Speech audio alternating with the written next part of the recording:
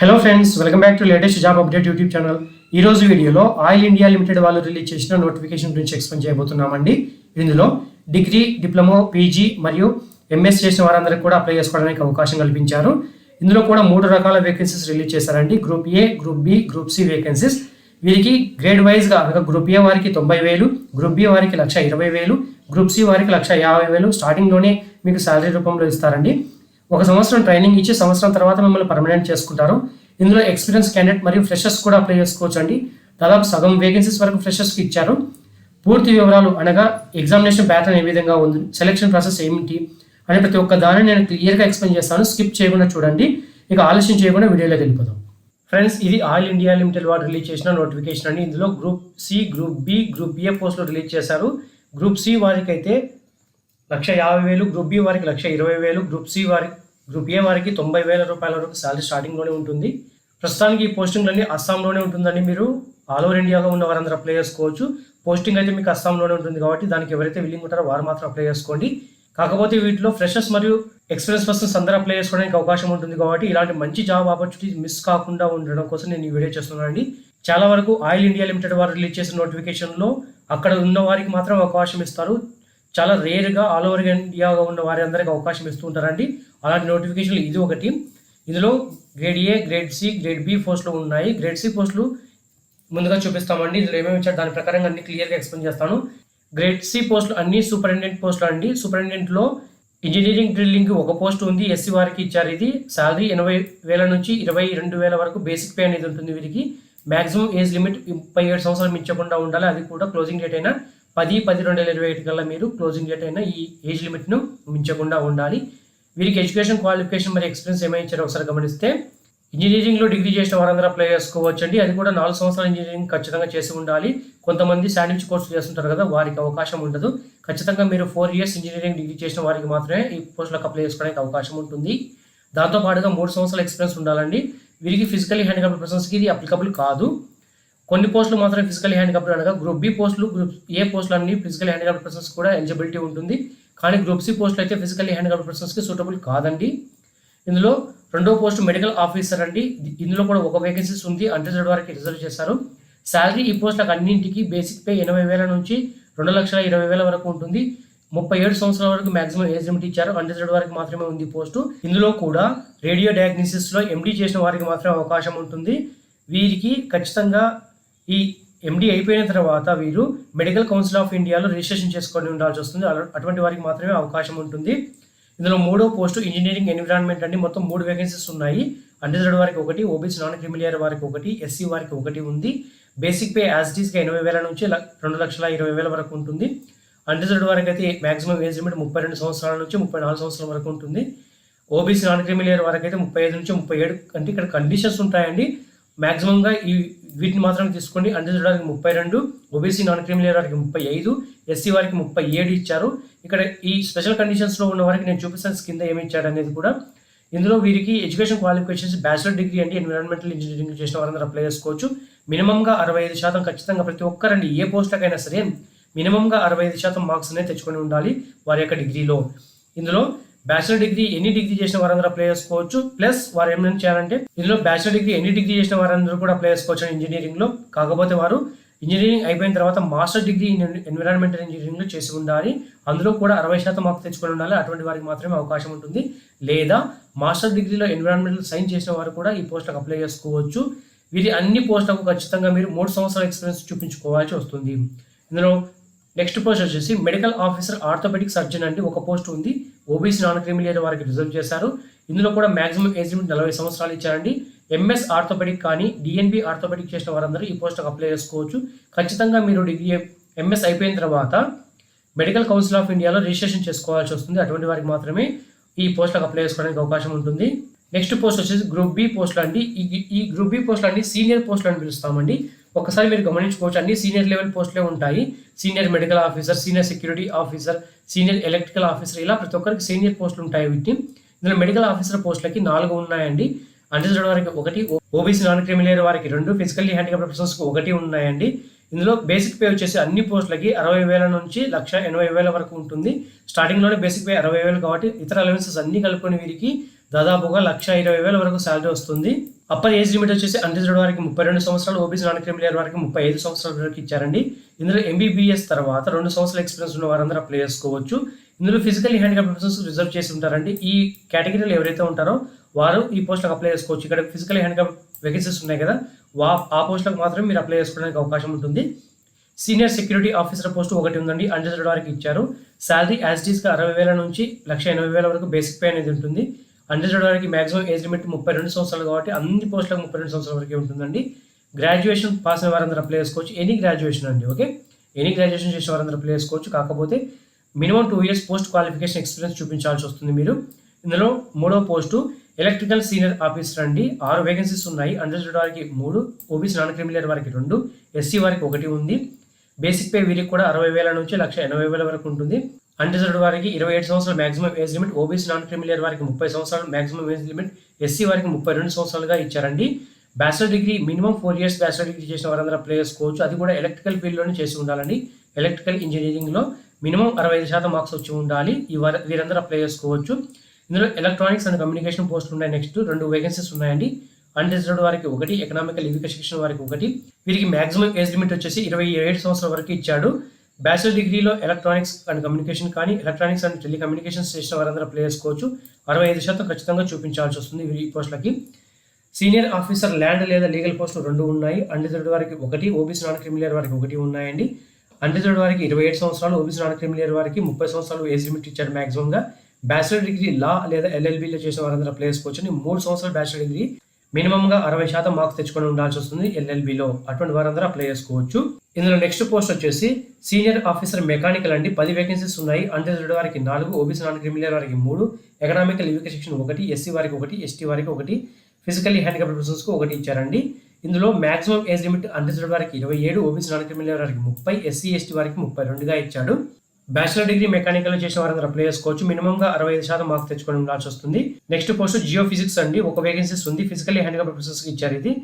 Economically weaker section unreserved వారికి 39, OBC non creamy layer వారికి 42, SC ST వారికి 44 సంవత్సరాలు మాక్సిమం ఏజ్ లిమిట్ ఇచ్చారు. పీజీ జియో ఫిజిక్స్ కానీ అప్లైడ్ జియో ఫిజిక్స్ కానీ ఎక్స్ప్లోరేషన్ జియో ఫిజిక్స్ చేసిన వారందరూ అప్లై చేసుకోవచ్చు అండి. మినిమం 60% మార్క్స్ తెచ్చుకోవాల్సి వస్తుంది. అటువంటి వారందరూ ఈ పోస్టులకు అప్లై చేసుకోవచ్చు. సీనియర్ ఆఫీసర్ ఇన్స్ట్రుమెంటేషన్ ఇచ్చారండి. 2 వేకెన్సీస్ ఉన్నాయి. అన్రిజర్వ్డ్ వారికి ఇచ్చారు. మాక్సిమం ఏజ్ లిమిట్ 27 సంవత్సరాల వరకే ఉంటుందండి ఈ పోస్టులకి.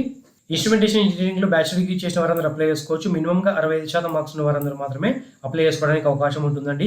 ఇందులో నెక్స్ట్ పోస్ట్ వచ్చేసి గ్రేడ్ ఏ పోస్టులు అండి. ఇందులో ఒకే ఒక పోస్ట్ ఉంటుంది. కాన్ఫిడెన్షియల్ సెక్రటరీ పోస్టులు అండి. 1 వేకెన్సీస్ ఉంటుంది. ఫిజికల్ హ్యాండిక్యాప్డ్ పర్సన్స్కి రిజర్వ్ చేశారు. 50,000 నుంచి 1,60,000 వరకు శాలరీ ఉంటుంది. ఇతర అలవెన్సెస్ అన్ని కలుపుకొని వీరికి 90,000 వరకు శాలరీ వస్తుంది స్టార్టింగ్లోనే. ఈ పోస్టులకు అన్రిజర్వ్డ్ వారికి అయితే 40 సంవత్సరాలు, ఓబీసీ నాన్ క్రిమిలియర్ వారికి 43 సంవత్సరాలు, ఎస్సీ ఎస్టీ వారికి 45 సంవత్సరాలు మాక్సిమం ఏజ్ లిమిట్గా ఇచ్చారు. గ్రాడ్యుయేషన్ చేసిన వారందరూ అప్లై చేసుకోవచ్చు. తర్వాత వీరు ఖచ్చితంగా 1 సంవత్సరం లేదా 2 సంవత్సరాలు డిప్లొమా ఇన్ సెక్రటేరియల్ ప్రాక్టీస్ కానీ, మోడర్న్ ఆఫీస్ మేనేజ్మెంట్లో కానీ, సెక్రటేరియల్ ప్రాక్టీస్లో కానీ డిప్లొమా కోర్స్ కంప్లీట్ చేసిన వారికి మాత్రమే అవకాశం ఉంటుంది. లేదంటే ఎగ్జిక్యూటివ్ అసిస్టెంట్ డిప్లొమా చేసిన వారందరూ కూడా ఈ పోస్టులకు అప్లై చేసుకోవచ్చు అండి. ఈ ఎడ్యుకేషన్ క్వాలిఫికేషన్ తర్వాత మీరు ఖచ్చితంగా మినిమంగా 2 years పోస్ట్ క్వాలిఫికేషన్ ఎక్స్పీరియన్స్ చూపించాలి. ఫ్రెండ్స్, ఇక్కడ ఎక్స్పీరియన్స్ కొన్ని నాళ్ళకే ఉన్నాయి. చాలా వరకు ఫ్రెషర్స్ అందరూ అప్లై చేసుకోవచ్చు. సో ఇటువంటి మంచి ఆపర్చునిటీస్ మీరు మిస్ అవ్వకుండా ఈ పోస్ట్కి అప్లై చేసుకుంటారని ఆశిస్తున్నాము.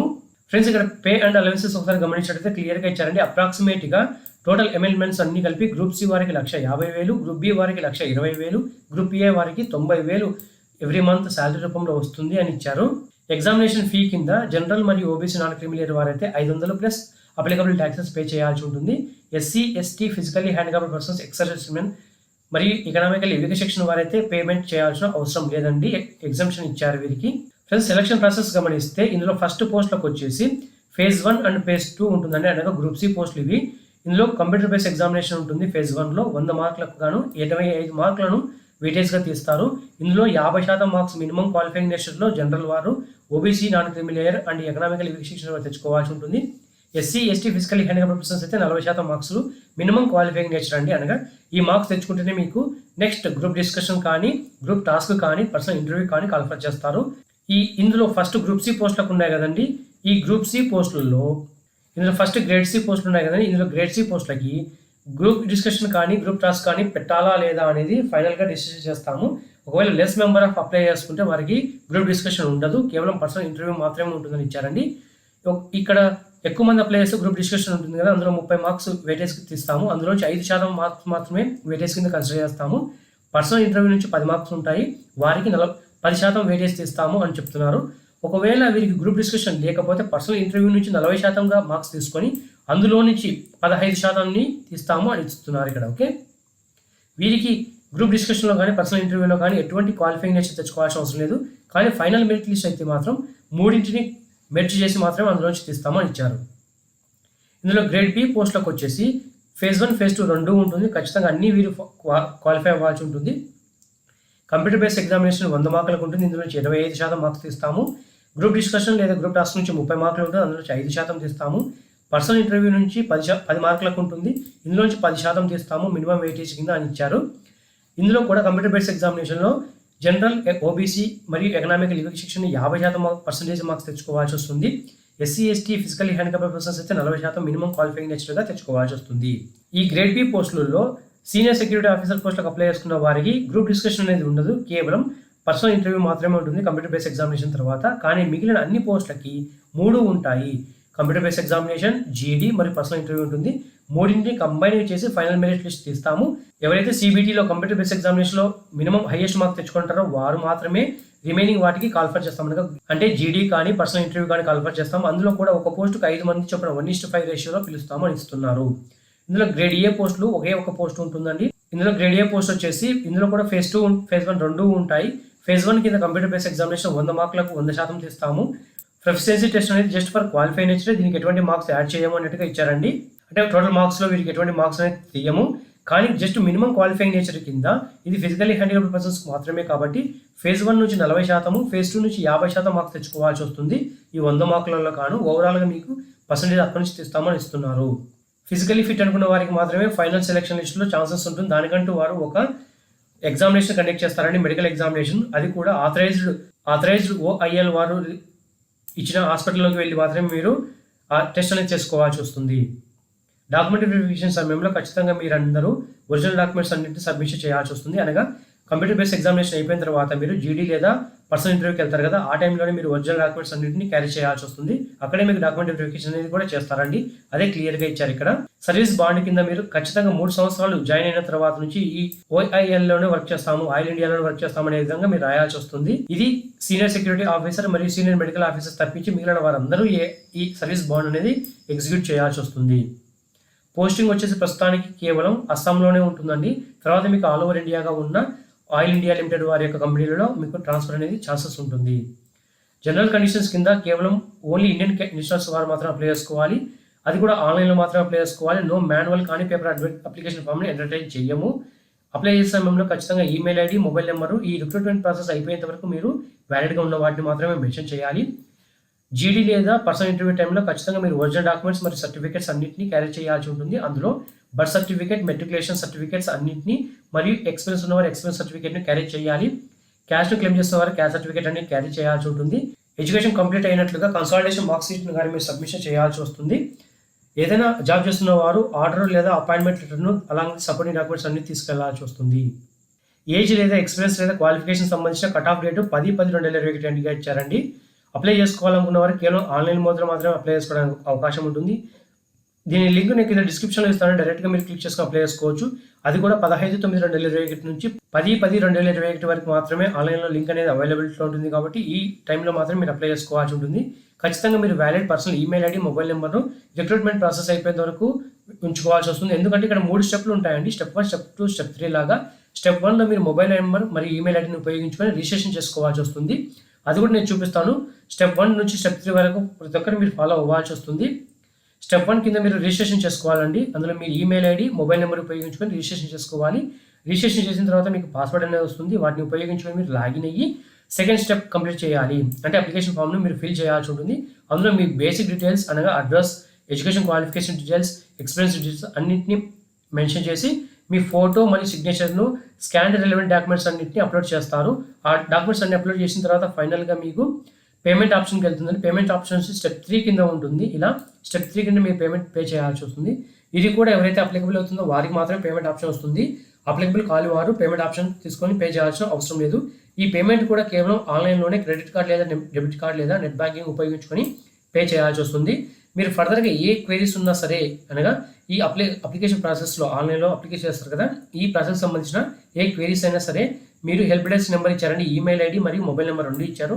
వీటికి మీరు కాల్ చేసి మీ క్వైరీస్ రైజ్ చేసుకోవచ్చు. మొబైల్ నెంబర్ వచ్చేసి 6268062129 లేదా 6268030939. ఈ 2 నెంబర్లు ఏదైనా నెంబర్కి మీరు కాల్ చేసి మీ క్వైరీస్ రైజ్ చేయొచ్చు. ఈమెయిల్ చేయాలనుకున్న వారు ఈమెయిల్ ఆప్షన్ కూడా ఇచ్చారు, helpdesk.oilindia@cbtexam.in. ఈ ఈమెయిల్ ఐడికి మీరు మీ క్వైరీస్ రైజ్ చేయొచ్చు, వారు మీకు క్లారిటీ ఇస్తారు. ఫ్రెండ్స్, ఇంపార్టెంట్ డేట్ కింద ఆన్లైన్ అప్లై చేసుకోవడానికి 15/9/2021 నుంచి 10/10/2021 వరకు మాత్రమే లింక్ అవైలబుల్లో ఉంటుంది. కాబట్టి క్లోజింగ్ డేట్ వరకు వెయిట్ చేయకుండా ముందుగానే అప్లై చేసుకోవాలి. లాస్ట్ మినిట్ ట్రస్ట్ లాగా మీరు అప్లై చేసుకునే సమయంలో ఏదైనా ప్రాబ్లం ఫేస్ చేసినట్లయితే దానికి రెస్పాన్సిబిలిటీ వారు కాదన్నట్టుగా చెప్పారండి క్లియర్గా.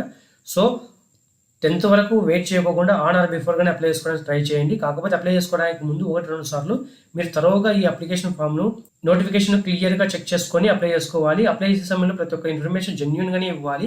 డాక్యుమెంట్ వెరిఫికేషన్ సమయంలో మీరు ఏదైనా ఫాల్టీ అని తెలిసినట్టయితే అంతవరకు వెళ్ళి మీరు వెనక్కి రావాల్సి వస్తుంది. కాబట్టి 1-2 సార్లు చెక్ చేసుకొని అప్లై చేసుకోండి. ఇది ఫ్రెండ్స్, మీరు ఇచ్చిన క్లియర్ కట్ డీటెయిల్స్ చూసారు కదా.